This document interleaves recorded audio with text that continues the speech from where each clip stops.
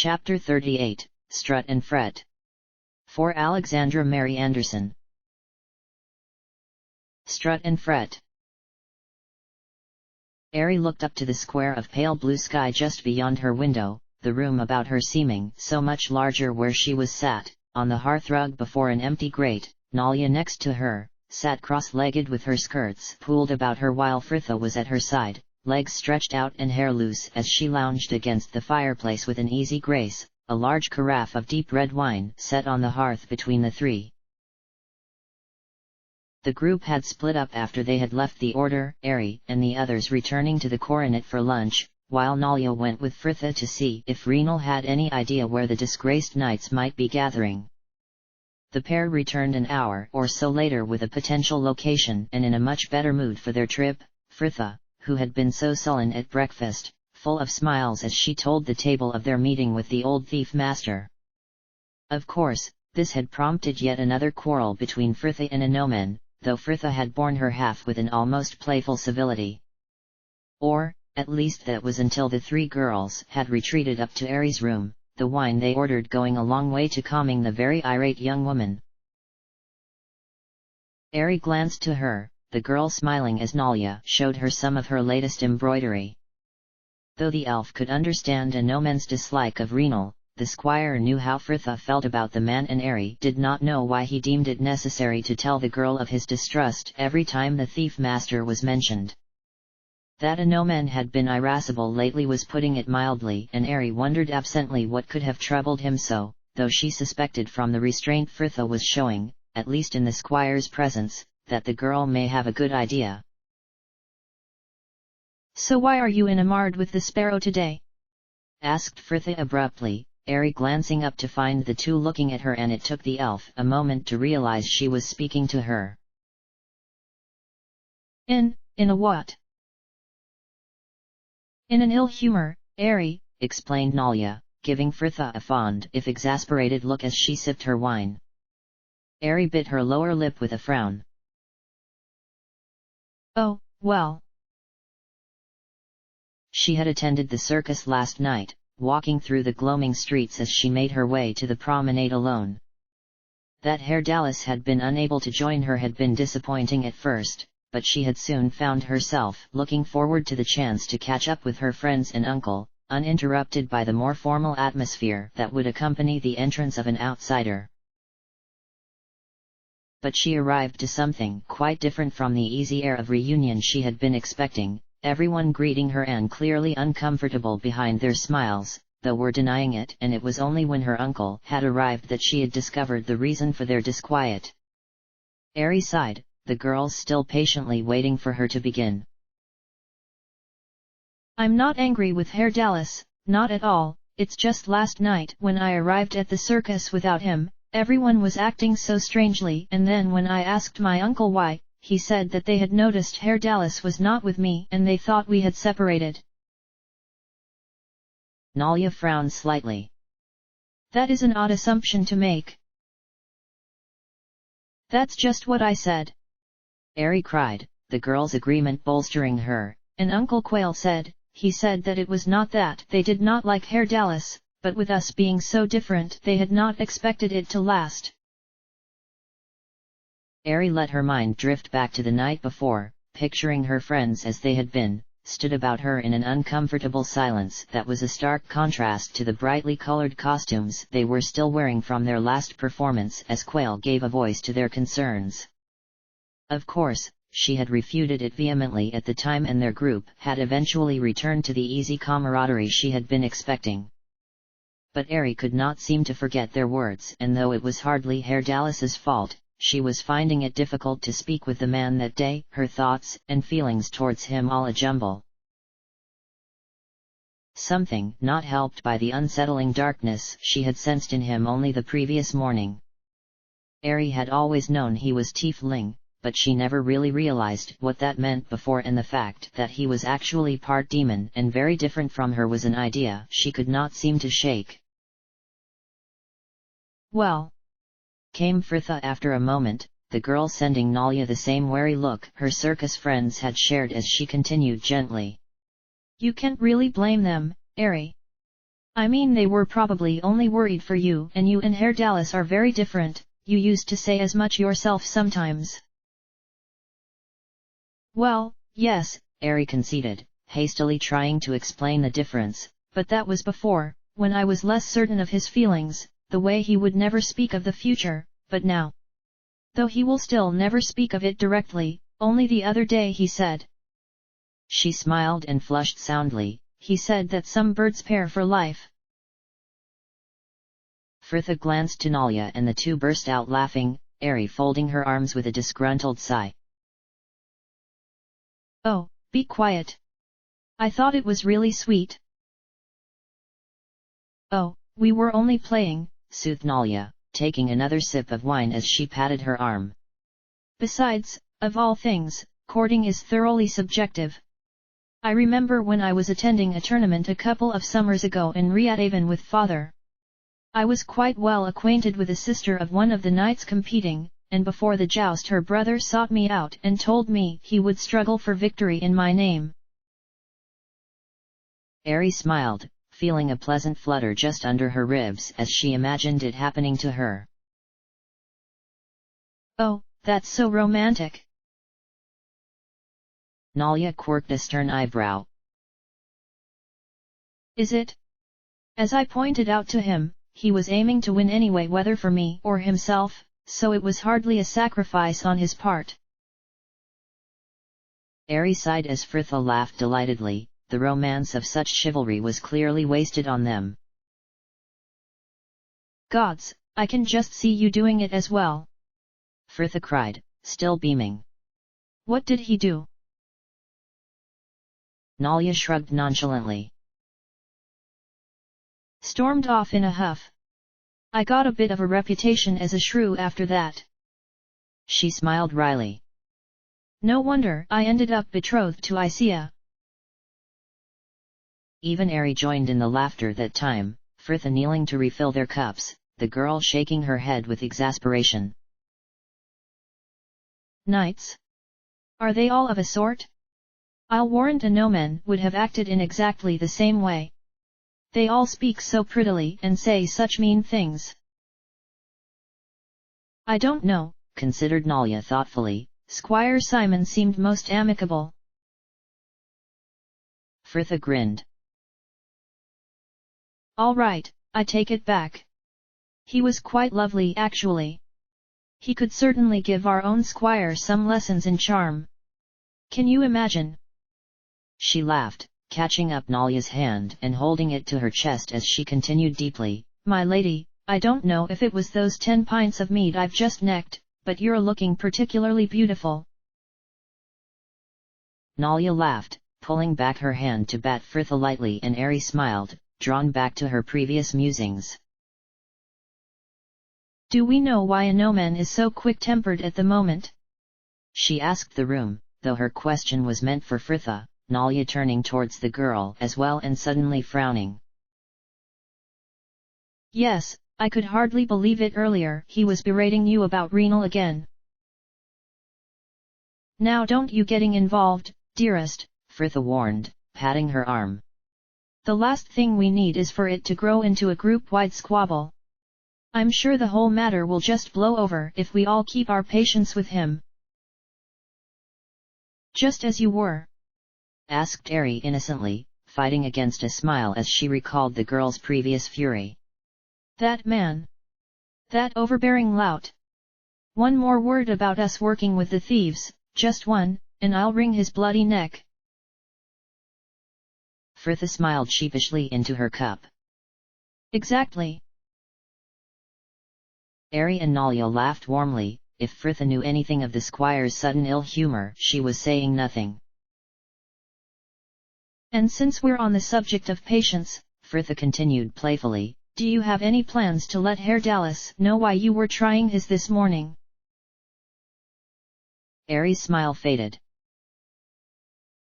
You mean tell him what my uncle and everyone said? I don't think I could bear to. She admitted ruefully. He would pretend not to care what they thought whether he did or not. He can be so guarded at times, so distant, I sometimes feel I barely know him. She sighed slightly, taking another sip of wine.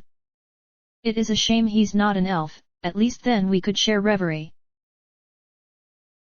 Fritha raised an eyebrow. Oh, is that what they're calling it now?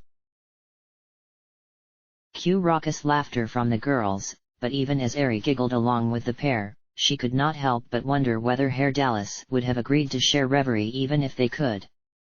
It was rare he spoke of his past. She had told him everything of her own over the past few 10 days, of her capture and imprisonment, of losing her family and finding the circus. And he had always been ready to listen and comfort her, just never to reciprocate. Oh, he was always there with some merry tale of the troupe of the like, but of his past, he was as silent as the grave. Ari frowned at this morbid turn of phrase. How the bard would have laughed if he had heard her. There she goes again, sighed Nalia with a smile, and Ari started to find them both watching her, back to his arms. Which amorous assignation were you reliving that time? The elf flushed and shook her head. No, nothing. Fritha sent the girl next to her a grin. Must have been good. Are you in love with him, Ari? asked Nalia, giving her an unusually piercing look, and Ari shrugged. At first, I would have said yes without a thought, and I do love him, she added earnestly, worried they would doubt it. But in love with him? I don't know. How can you tell? Fritha smiled playfully. I'll field this one. Whenever you see him it feels like you're going to be sick. I must have been in love with Isia then, commented Nalia dryly, and the three laughed. No, not like that, like, nice sick, Fritha continued, grinning widely as she clutched her stomach. Oh, ow. Ari watched the girls as they giggled and played, Fritha now crying affectedly about suffering from the vapors as Nalia laughed and fanned her with her shawl. Was her uncle right? She had just admitted herself she was not in love with Herr Dallas.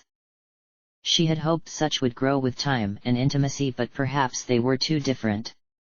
She felt so distanced from the bard sometimes, but how much of that had been her own doing? A subconscious fear of what she would see within him if she looked deep enough. The elf glanced to her friends who were still giggling into their cups, Fritha going to flick her hair in a coquettish manner only to get her fingers tangled in it and rouse even more laughter. How could you expect to fall in love if you refused to let yourself?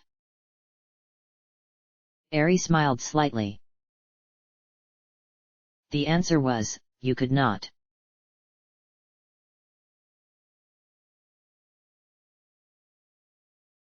Fritha yawned widely and locked her door, stretching as she slipped the key back into her bag and set off down the corridor, the hallway empty about her though she could hear the sounds of the patrons drifting up from the tavern below, unusually noisy since the evening meal should have been served and cleared again by that hour. The afternoon with the girls had been pleasant, though she had not stayed long into the second carafe, the wine, and her previous late night leaving her sleepy, and she returned to her room, stoking up the fire and pulling the blankets from her bed to cocoon herself before the hearth and doze the afternoon away. She had awoken hours later, the world outside graying as dusk fell, and she had just taken enough time to change her tunic and wash her face before setting out to find her friends. Fritha smiled and stretched again, reaching her arms high above her to playfully brush the archway to the landing as she passed under it. Trying to stretch a couple more inches to your height, my raven? I should not bother, the dearth of stature suits you. Herr Dallas. She laughed, turning to see the man walking along the hallway towards her, clearly having come from his own room, and the girl waited for him to reach her. What are you doing? Coming to fetch you. He answered brightly. All have been gathered downstairs for hours now, though it is hardly a table without our raven. I wished to come hours ago, but the girls said you were sleeping and I wasn't to disturb you. The bard smiled slyly. They disappeared off to change their robes a moment ago though, so here I am. Tell me, did you enjoy your afternoon? Fritha thought back to the wine and laughter and poor Aries' worries for their relationship. The elf had seemed concerned by the idea that she was not in love with the man, but Fritha had found her confession rather heartening. Such depth of regard could only be expected to come with time, and if Aerie had been claiming such now, Fritha would have dismissed it as the continuation of her previous infatuation. She smiled innocently. My afternoon, oh, yes, very nice, though I spent most of it listening to Aerie going on about some chap she's keen on. What was his name now? She considered aloud, tapping her chin thoughtfully a moment before shrugging. Anyway, apparently she's all besotted, or smidged, one of the two. Herr Dallas laughed warmly, looking rather pleased. Ah, the merry little raven, you are always able to tempt a smile from me. The dove has been in a much better temperament since her time with you, I assume you said something. Fritha shook her head, her answer just skirting the wrong side of the truth. Not at all, though I am glad that whatever was upsetting her has blown over. Indeed, he replied slowly, clearly unconvinced before he blithely changed the subject. It is actually the dove's birthday soon, the 9th of this month, though she tells me it is not one she would usually observe. Apparently elves of the prime do not celebrate every year. Fritha laughed brightly. More fool them then. A year's as long whether you'll live 50 or 500 of them. The bard grinned. Ah, my raven, you and I are ever of the same mind. I assume we will be celebrating it then. Of course. Any excuse for a party. We'll shall have to arrange something closer to the day. Indeed, and speaking of opportunities to make merry, we have one this evening as well. A group of minstrels from, somewhere north of here. The tiefling continued indifferently, seemingly unconcerned that quite a bit of Faerun fell under such a description, are setting up downstairs as we speak. Latinan has hired musicians. Confirmed Fritha, surprised by the landlord's sudden departure from his usual meanness. Not exactly. I was speaking with them earlier. They have been playing over at the Seven Veils this last 10 days, and were due to take a caravan north this morning, but there was a delay in their setting out and landlady already has another group booked to play at the Veils, so Lady Nan offered them a night's board here in exchange for a performance. Come my raven, they are an interesting enough group, you should be introduced. Fritha smiled, the man's enthusiasm rousing her own, and she followed Herr Dallas down into the tavern, the man ignoring the table where Jahara, Anomen, and Minsk were already sat to lead her across the room. A good quarter of the common room had been cleared of tables to make a rudimentary dance floor, and in the far corner a jumble of chairs and instruments were nestled, though there was no sign of the band, the only one there a lone man with graying hair and a wild tangle of a beard. Herr Dallas, well met again. He greeted kindly as they approached, his voice mellow with an accent Fritha placed as from the Dalens, though the exact region escaped her. At her side the tiefling bowed slightly, turning to present her with a flourish. Horik, this is Fritha, the one of whom I spoke before. She owns one of the local theaters here, the Playhouse under the 5 Flagons. If you were staying any longer in the city perhaps she could have arranged some performances in the tavern for you. The man smiled warmly, his eyes sparkling as he turned to her. Ah, miss, that would be right kind of but our home calls and we must leave for the snow set in. Fair enough, sir. Fritha nodded politely, her eyes drawn to the round-backed long-necked string instrument in his hands. 'Tis a yarding, miss, he explained, clearly noticing her looking, and your curiosity mirrors my own when I first seed one, must be 10 year or more ago now. They are quite rare in the north, though much more popular down here in and further south. They are similar to sitars, though the sound is much fuller, don't ya find? He strummed a chord, a warm full note hanging in the air before it was lost in the general din of the tavern, and Fritha beamed, Herr Dallas nodding knowledgeably. Ah, yes, I have seen similar in Sigil. There they are known as guitars, though neither seem too dissimilar to the lute you play so well. Horik turned to her, and Fritha felt her stomach lurch so violently she felt suddenly sick. Ya play the lute, miss? No, not really, she countered hastily, but Herr Dallas was having none of it, the tiefling smiling broadly as he was helping her to a real treat. Nonsense! Despite her name, the raven here is quite the lark. I'm sure she can give you a tune. Horik glanced between them before holding the instrument out to her with an encouraging smile. Well, if ya can play the lute, 'tis merely a step from there, I would gladly show ya. No, he's just joking, really, no. Come now, this sparrow is sure he has heard you. I'm sorry, sir, Fritha interrupted briskly, barely sparing Herr Dallas a glance as she bowed to the bewildered musician. I don't think I can help you. Well, I am sure we have disturbed you long enough, my thanks, sir. And with that, she turned quickly on her heel to march across the open floor, the bard catching her just as she reached the first table. Not funny, Herr Dallas. It was merely in jest. Yes, and taken entirely too far. She snapped, whirling on him, her voice coming shrill as she fought against the surge of emotions within her. Herr Dallas frowned, though more with concern than any irritation at her tone, the man laying a hand upon her arm. Peace, my raven, I did not think it would affect you so. For all your previous claims of being stage shy, you do not seem to mind making a spectacle of yourself at the city gates yesterday, and you played very well back in the theater with Marcus and I. Fritha shook her head, trying to find the words to explain to him something she barely understood herself.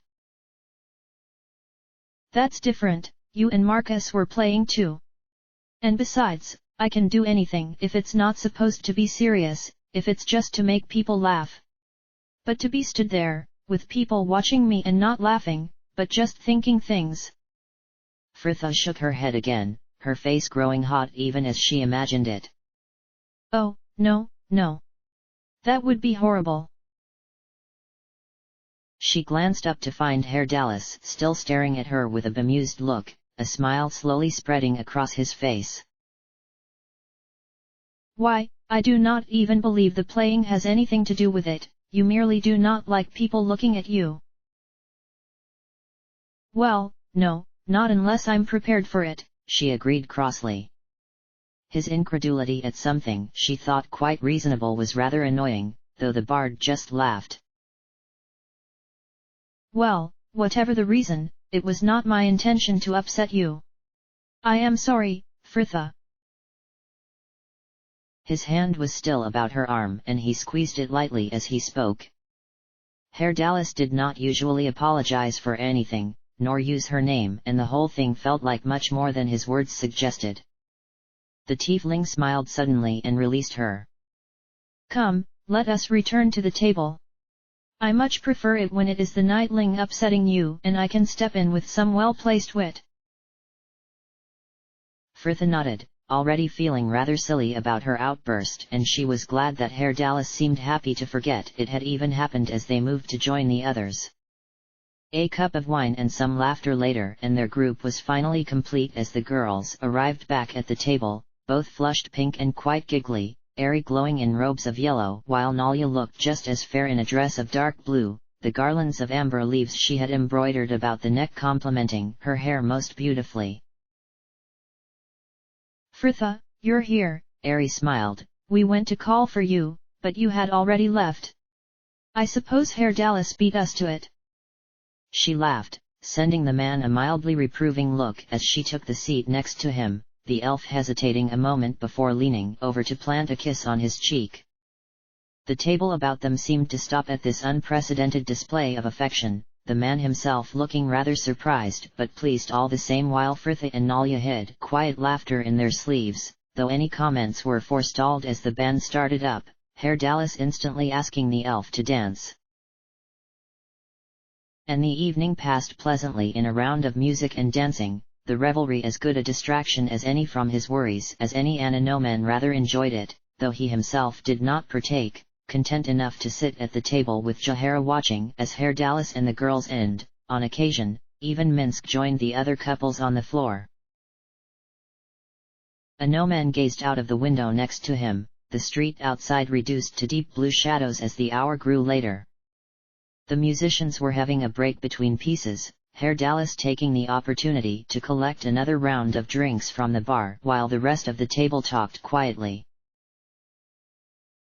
"Oh, excuse me," sighed Nalia, and ARandomAud glanced back to watch as she stifled a yawn in her sleeve, Fritha laughing brightly. "You should have had a sleep this afternoon like I did." "I'm beginning to wish I had," the girl agreed, her nose crinkling delicately as she hid yet another yawn. "Oh, it's no good, I shall have to retire for the evening." At ARandomAud's side, Minsk nodded, rolling his broad shoulders. "Minsk leaves for bed as well. As Boo says, when much ale has been had, much sleep is needed." "Oh good," cried Ari, standing hastily as well. "If two of you are going, that means I can too." "You!" exclaimed Fritha, staring up at her. "I thought you were having fun dancing with Herr Dallas." Ari sighed wearily. "Oh, I am, but I'm so tired and he always wants to dance so complicatedly. I've said I wanted to retire, but it's been just one final dance for the last hour. Now just tell him I've gone to bed, won't you?"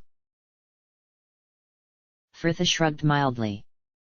"All right, but don't blame me if it breaks his heart." "Oh, be quiet!" Ari snapped, but Fritha just laughed, standing to gently hook a stray lock of hair behind Nalia's ear. "Sleep well, Poppet." Nalia gave a warm laugh and nodded. "I will, enjoy the rest of your evening, dearest. Good night everyone." "What is this?" came a familiar voice moments later when Herr Dallas returned to the table, and ARandomAud glanced up to find the tiefling stood, a tray of drinks balanced on one hand as he stared down at Fritha. "We have lost half the group. Where is my dove?" "Flown back to her cote, I'm afraid, Sparrow. She was tired," the girl explained, tactfully leaving out just exactly what the elf had been tired of, and ARandomAud hid his smile in his cup. "So were Nalia and Minsk."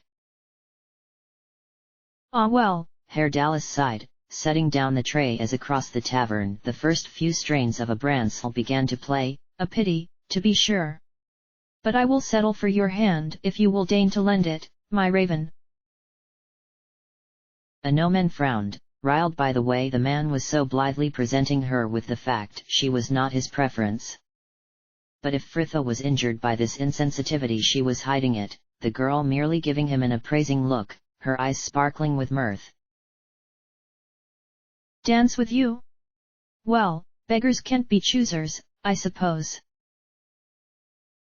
Herr Dallas just laughed genially though, taking her hand as she rose, and the pair moved off to the floor.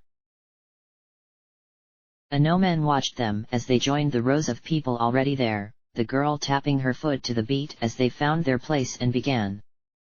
They danced well together, both seemingly able to read the subtleties of the music and each other to make even the most complicated series of steps look natural and easy, the pair laughing and talking as they went.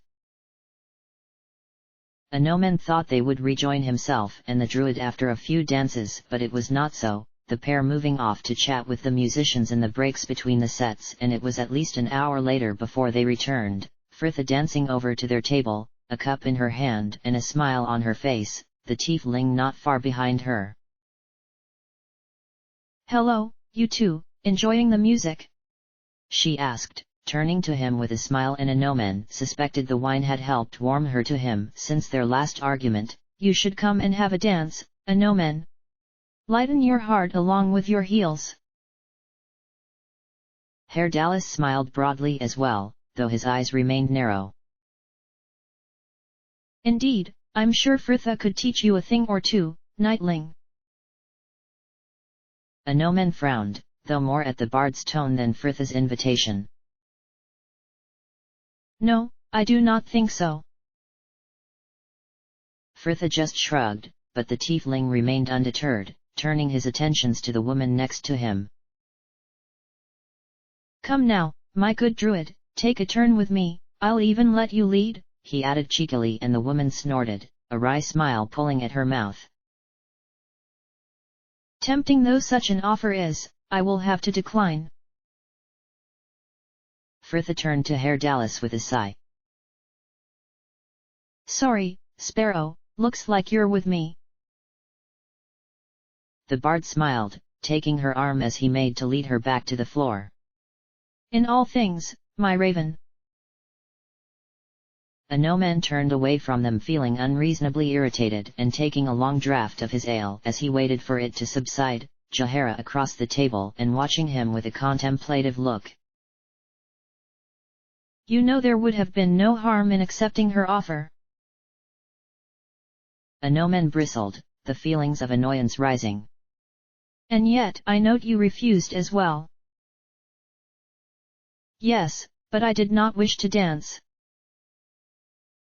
Anomen snorted crossly and dropped his attention back to his cup, though he did not drink again, silence descending over the table before Jaehaera broke it with a sigh. "So Squire Anomen, what do you plan when we meet with these knights of yours?" Anomen glanced up, expecting to find her watching him again, but her eyes were trained on her cup. "They are knights no longer, and when the time comes, I shall follow the doctrines of the order. I could do naught else." Jaehaera nodded absently, still not looking to him as she continued. "No, no, of course not.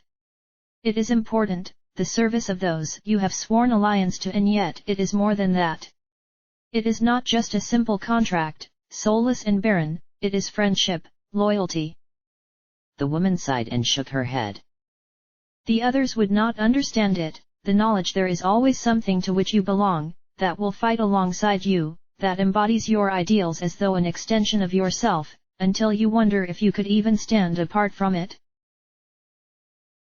She trailed off distractedly to take another mouthful of wine. Though by no means drunk, Jaehaera seemed much more emotive than usual, the woman pale in the flickering lamplight, her angular face dominated by eyes that held a lot more uncertainty than he was used to seeing in them, and Anomen found it a touch unsettling.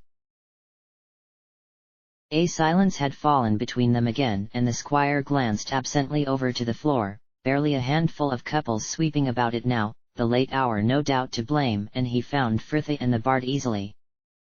The pair were dancing still, though much less formally than before, the bard holding her closer and putting in extra steps here and there to try and catch her out, the girl laughing joyously as she thwarted his efforts.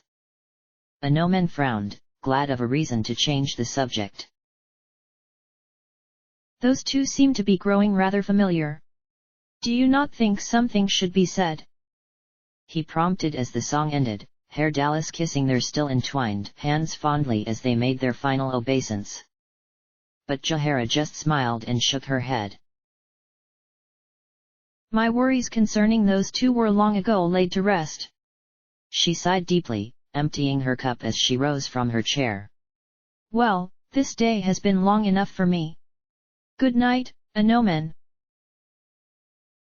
"My lady." Anomen watched her leave before turning back to the floor. He had not noticed when he and Jaehaera had been talking, but the music had stopped and the tavern seemed suddenly very quiet without it.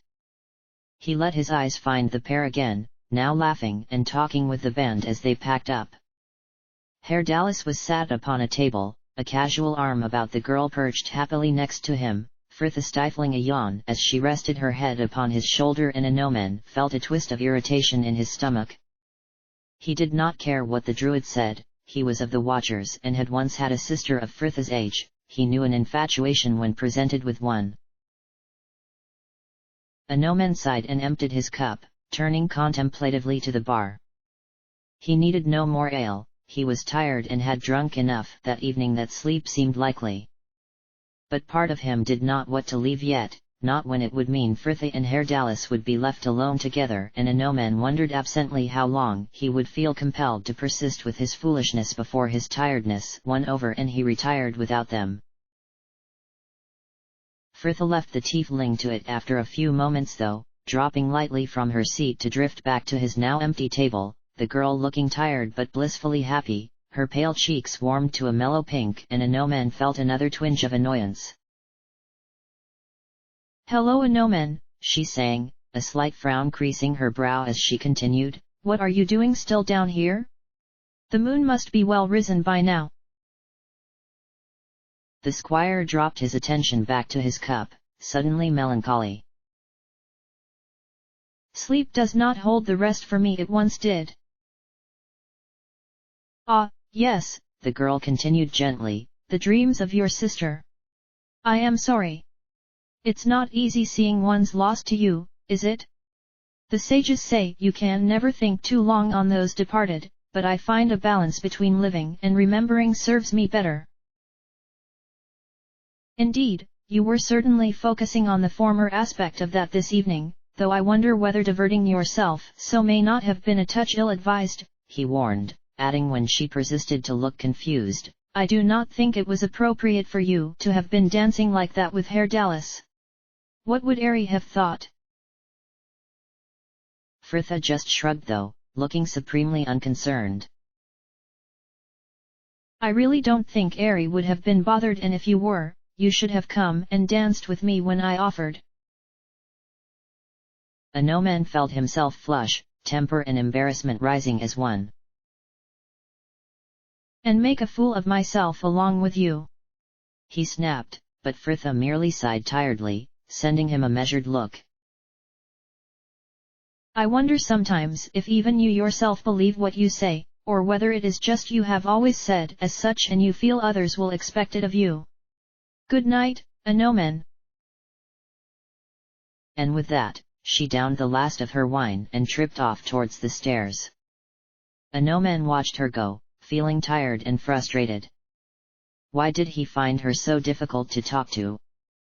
He had merely wished to express his concern that she was growing too close to a man whose affections were promised elsewhere. And not only because it would cause untold problems within the group, but he would not wish to see her get hurt either. Ironic really, since the only person who seems to upset her with any regularity is you. Anomen frowned, his anger at the world rising. Though the hour was late, he was very tempted to attend temple, if only to cleanse this bitterness from his heart. But in the end he sighed and rose to make his way to the stairs as Frithha had. He had to learn to control this anger, to find the calm of the temple within himself. Besides, he considered tiredly, all he truly wanted was one good night's sleep.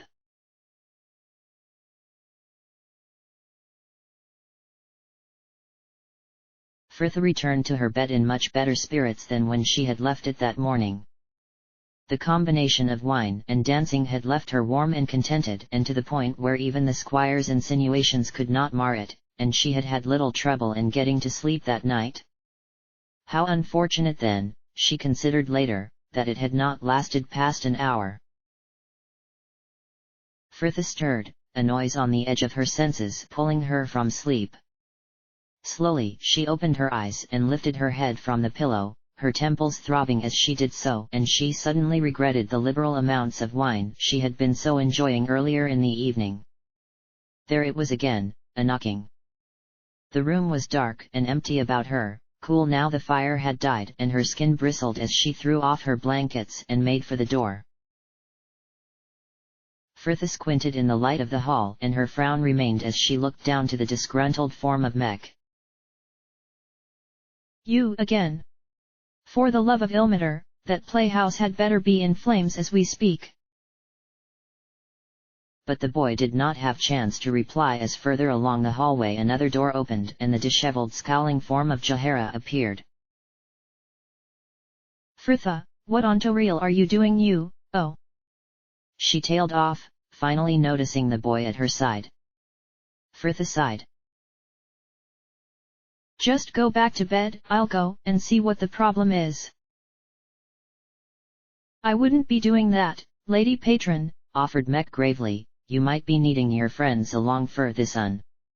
Some Termian louts Ave raided the theatre and threatened to raze it to the ground unless you come speak with them. Frithia blinked, feeling more than confused. People have stormed the playhouse? But why?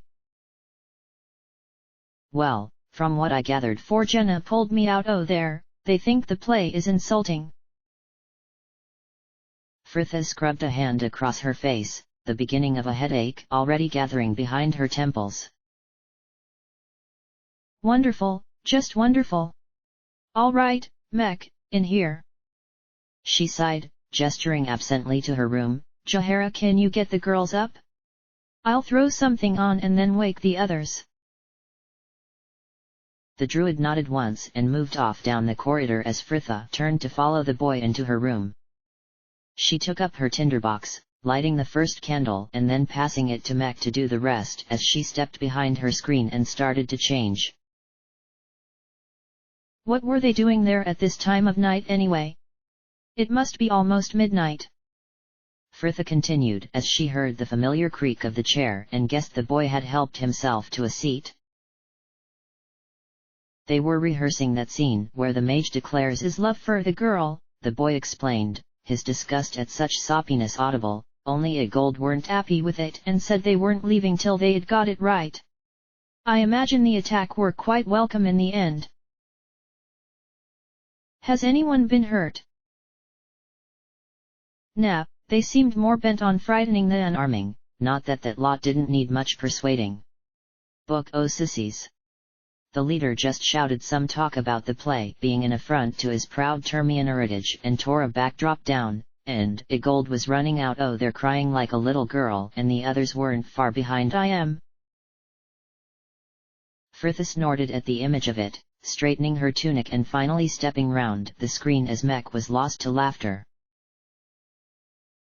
Now, wait here a moment. The boy nodded, not enough breath left in him to reply, and Frithia smiled as she moved out into the corridor. Jahara's door was shut again and she suspected that only 3 of their group remained in blissful ignorance. Well, not for long. Anomen! She called as loudly as she dared, face close to the wood as she rapped lightly on his door. Anomen, wake up! My lady! Came a muffled reply, and tentatively she pushed the door open, light from the hall behind her opening the room in shades of grey, and she could just make out the man in the gloom, sat up in bed, his broad chest hatched with scars. What is it? Is something wrong? I'm sorry to wake you. It's the playhouse, it's been raided by Termian fanatics. We're going to sort it out. Anomen sighed, running a hand through his hair. Really, my lady, such a matter clearly lies within the jurisdiction of the city guards. He sent her an accusing look. Have they even informed the watch? Frithia stood, staring back at him, feeling rather stupid, his reluctance quite unexpected. I don't know, Mek just arrived with a message if you don't wish to come. No, he dismissed with another sigh. I shall be ready in a moment. Frithia just dipped her face and closed the door, wondering why she hadn't left him asleep as she moved on to wake Herr Dallas and finally Minsk. She found the ranger in a much more agreeable mood and sat on the edge of the man's bed as she waited for him to dress, watching Boo scurry about the crumpled blankets and still brooding over her last encounter with the squire. She was trying to keep her patience with him, but he had been snapping and scolding her ever since they had left Imsvale, and it was beginning to wear a touch thin. Though, initially, she had attributed his temper to his continued grief over his sister and then to his worries for his father, Fritha was starting to wonder whether perhaps the problem wasn't just that Anoman didn't like her. She glanced up as Minsk appeared from around the screen, now dressed, the man sending her a concerned look as he crossed to his armor, and she rose instinctively to help him with the straps. "You are worrying for your theater, young Fritha." She shook her head, putting all her focus into the stiff buckles that fastened across his broad chest. "No, not really, it's just, well, Anoman, actually," she confessed, trying to get an airiness to her voice that would not come. "He seems to have taken a real dislike to me recently. Everything I do makes him angry, and it's just starting to get to me, I suppose." Fritha sighed and finally glanced up, her stomach growing cold as she noticed the furious scowl that was suddenly furrowing Minsk's brow. "What is this? Minsk and Boo will have words with him, this squire who would pick on our Fritha." "Oh no, Minsk!" she groaned miserably, wishing she had never said anything, and taking his arm as he made to storm into the hall. "Please, you'll only make it worse. I'm just being silly, it's fine really. Please Minsk!" she cried, a real panic rising in her as he reached the door, Fritha still clinging to his arm and with about as much chance of halting him as she would an angry dragon. "Honestly, it's fine. Promise me you won't say anything." He stopped just before the door, staring down at her and silent for a long while before nodding once, his eyes still dark, but at last she felt her panic subside. She had his word, and Minsk would rather die than break it.